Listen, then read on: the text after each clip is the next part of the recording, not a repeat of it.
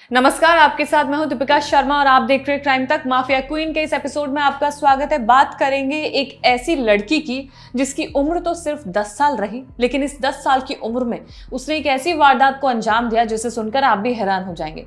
एक 10 साल की उम्र का बच्चा चौथी या 5वीं क्लास में पढ़ रहा होता है। उसके अच्छे दोस्त बनते हैं, खेलने कूदने की उम्र होती है, लेकिन इस बच्ची ने, इस लड़की ने कुछ ऐसा किया जो काफी हैरान कर देने वाला है। इसके साथ ऐसा भी नहीं था कि इसकी दिमागी रूप से इसे कोई बीमारी हो, लेकिन बावजूद इसने कई ऐसे बड़े बड़े कदम उठाए और जानकर इन चीज़ों को अंजाम दिया गया क्योंकि इसे खुशी मिलती थी। जी हाँ, इसने एक छोटी सी उम्र में 2 लोगों की हत्या कर डाली, और वो भी किस लिए? क्योंकि उसे मजा आ रहा था। तो इस लड़की का नाम है मैरी और इसकी एक विश लिस्ट थी। ये सबसे दिलचस्पी की बात है कि उसने एक लिस्ट बनाई हुई थी जिसमें उसने लिखा था कि वो लोगों को मारना चाहती है। अब मैरी पर क्या कुछ आरोप हैं। मैरी ने 10 साल की उम्र में एक कत्ल को, यानी कि पहले कत्ल को अंजाम दिया था। एक 4 साल के मार्टिन का गला घोंटकर उसने हत्या कर दी थी। सोचिए, एक 10 साल का बच्चा कितना बड़ा होता है, या उसके हाथ पांव या शरीर कितना बड़ा होता है। इसने अपने हाथों से उस बच्चे का गला घोंट दिया। और इतनी ताकत कैसे अंदर से आई इस लड़की के अंदर? इतना, जिसे कहते हैं कि उसे डर नहीं लगा, उसे खराब नहीं लगा कि वो क्या कर रही है, लेकिन इसने किया। एक 10 साल की लड़की ने एक 4 साल के लड़के का गला घोटा और उसकी हत्या कर दी। इतनी कम उम्र में हत्या करने के बावजूद, अपराध करने के बावजूद, मैरी बेल इसका पूरा नाम है, जब ये 23 साल की हो जाती है तो इस उम्र में 12 साल की सजा काटने के बाद उसे जेल से रिहा कर दिया जाता है और उसके बाद वो आज़ादी से जी रही होती है। अब बात करें पूरे केस की, तो 26 मई 1957 को 16 साल की एक सेक्स वर्कर बेटी के घर में मैरी पैदा होती है। यानी कि उसकी माँ एक सेक्स वर्कर थी। मैरी का जो शुरुआती जो जीवन होता है वो काफ़ी ज़्यादा दुर्व्यवहार से भरा हुआ होता है। यानी कि उसे नहीं पता है कि वो किस परिवार में है, या उसे पालने वाला कोई उसे नज़र नहीं आता है। यानी कि जो अपब्रिंगिंग की हम बात करते हैं वो कहीं ना कहीं यहाँ से मिसप्लेस नज़र आ रही थी, जो उसके बिहेवियर में नज़र आ रही थी। यानी कि उसका जो बिहेवियर था वो काफ़ी ज़्यादा खराब रहता था लोगों के प्रति।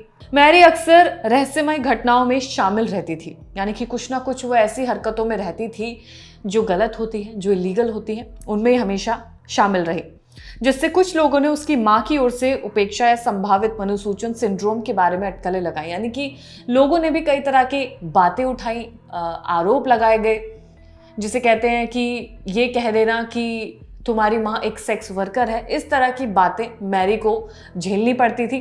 कहीं ना कहीं वो इन चीज़ों में मिली रहती थी, तो उसे लोगों से सुनने को भी मिलता रहा था, क्योंकि वो ऐसी घटनाओं को अंजाम देती थी तो लोग उसे बुरा भला कहने लगे थे। इसके अलावा मैरी की परेशानियों भरी जो परवरिश थी उसने उसको काफ़ी ज़्यादा हिंसक बना दिया था, जो उसके व्यवहार में नज़र आने लगा था। अब उसका अंदाज़ा लगाया जा सकता है, क्योंकि जब आप माँ बाप के साथ रहते हैं, एक फैमिली में साथ रहते हैं जहाँ पर परेशानियाँ नहीं होती हैं, आप खर्च कर सकते हैं, आप खा सकते हैं, आप घूम सकते हैं, आपको प्यार मिलता है। लेकिन मैरी को कहीं भी कुछ प्यार नहीं मिला था। उसे हमेशा ताने सुनने को मिले थे, जिसकी वजह से उसका हिंसक व्यवहार और बढ़ता चला गया। 10 साल की उम्र तक वो एक एकांत में रहना ज़्यादा पसंद करती थी। अकेले कमरे में बंद रहकर खुद से बातें करना, सोचना समझना कि उसकी ज़िंदगी क्या है।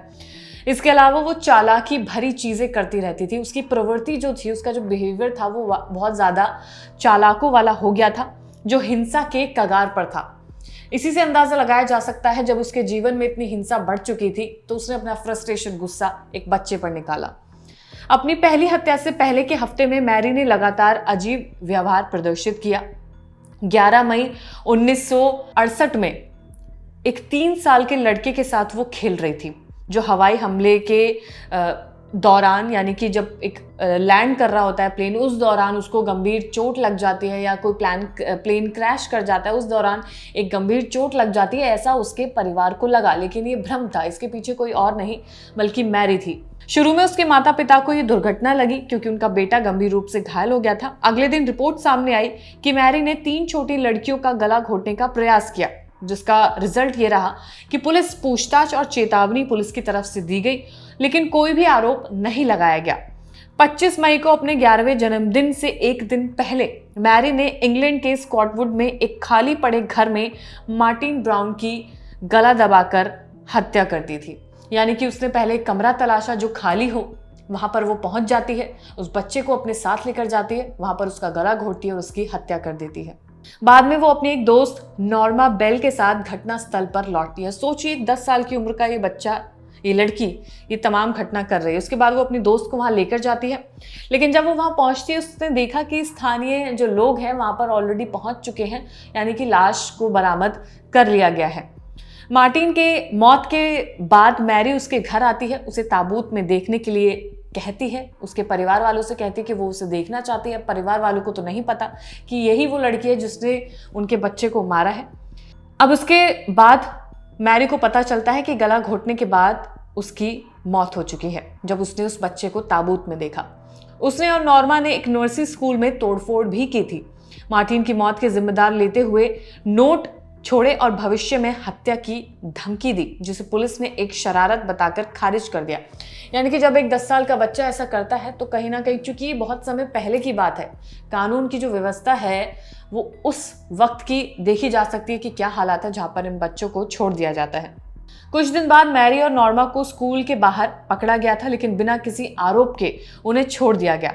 मार्टिन की हत्या के मैरी के दावे को शुरू में ही लोगों ने जो ध्यान था उस पर नहीं किया था। आरोपों को खारिज कर दिया गया। लोगों को लगा कि इतनी छोटी सी बच्ची कैसे कर सकती है कत्ल। लेकिन 31 जुलाई 1968 को एक और युवा लड़के ब्रायन होवे की हत्या कर दी गई थी। मैरी और नॉर्मा ने उसका गला घोट दिया था और उसके शरीर को उसके टुकड़े कर दिए थे। सोचो, इन दो बच्चों ने मिलकर इस पूरी घटना को अंजाम दिया है।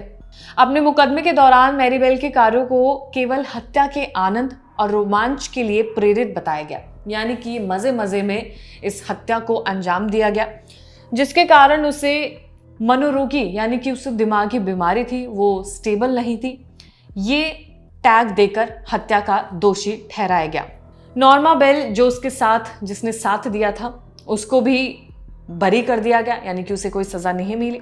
उसकी खतरनाक प्रकृति और बच्चे के लिए उसके द्वारा उत्पन्न खतरे को देखते हुए मैरी बेल को अनिश्चितकालीन कारावास की सजा सुनाई गई और फिर वो जेल के अंदर जा पहुंची। ये पूरी घटना घटी थी जहां पर एक 10 साल की बच्ची ने एक 4 साल के बच्चे को और एक और लड़के की हत्या कर दी। गला घोटकर एक विश लिस्ट बनाई गई जिसमें ये लिखा गया कि वो लोगों की या बच्चों की या किसी की भी हत्या करना चाहती है।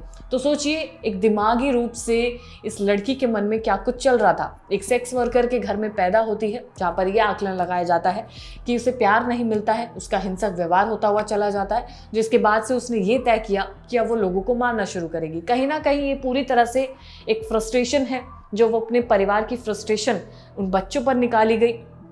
तो ऐसे में सबसे ज़्यादा ज़रूरी है कि अपने मन को समझना और अपने मन की भावनाओं को उजागर करना या अपने किसी दोस्तों के साथ शेयर करना। तो ये थी माफिया मैरी की कहानी जो मैंने आपको बताया। अगर आप कोई भी नाम जानते हैं तो कमेंट सेक्शन में ज़रूर बताइएगा। धन्यवाद।